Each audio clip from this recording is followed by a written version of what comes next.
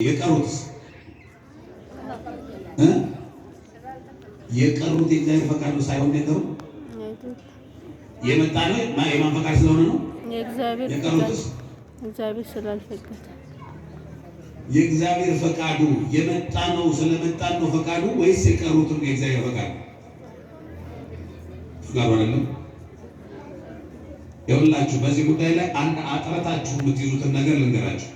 እግዚአብሔር ፈቃድ በሚለው ጉዳይ ላይ ሁለት ነገር አለው።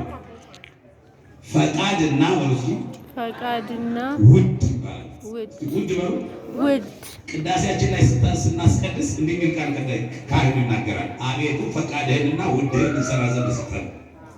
አቤቱ ወልሲ አቤቱ ፈቃድህንና ውድህን እንሰራ ዘንድ ስጠን።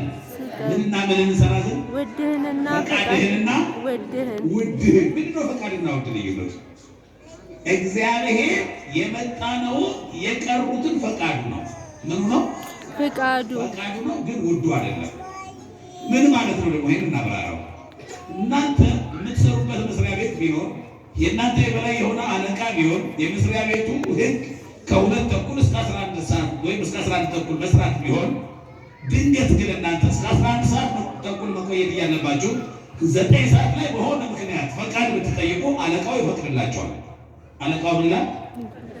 ይፈቅዳል፣ ግን አይወደውም። ውዱ አይደለም። ፈቃዱ ነው፣ ግን ምን አይደለም?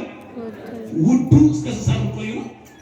እስከ 11 ተኩል እንድትቆዩ ይወዳል፣ ግን ስለጠየቃችሁ 9 ሰዓት ቢሆን እንድትወጡ ምን ይላል? ይፈቅዳል እንጂ ይወዳል ማለት አይደለም። እየሰማችሁ ነው? መፍቀድና ያንን ጉዳይ መውደድ ይለያያል።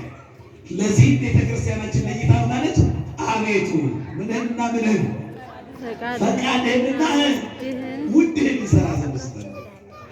ፈቃዱና ውዱ አንድ ላይ ሲሆን በትክክል እግዚአብሔር ይፈቅድ እንጂ ያለ እግዚአብሔር ፈቃድማ አንድ